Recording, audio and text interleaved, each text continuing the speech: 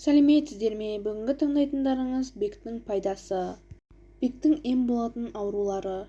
Әлсіздік, бел тізе жансызданып дәрменсізденуі. бектің қолданбалы рецепттері. Біріншісі, әлсіздікке рецепт. бек 30 грамм әр күні тарымен бірге қайнатып, үздіксіз 10 күн ішеді. Екіншісі, бел тізенің жансыздануына, дәрменсіздікке рецепт 1.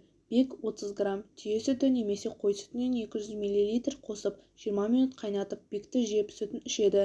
2 аптаға дейін жалғастырады.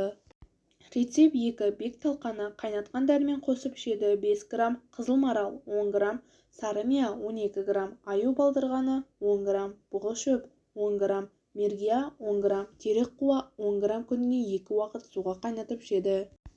Рецепт 3. бек 30 грамм, күшәла 1 грамм, сиыр сүтінен 200 мл қосып жарым сағат қайнатып болған соң күшәланы алып тастап, бекті жеп сүтін үзбей 2 аптаға дейін ішеді.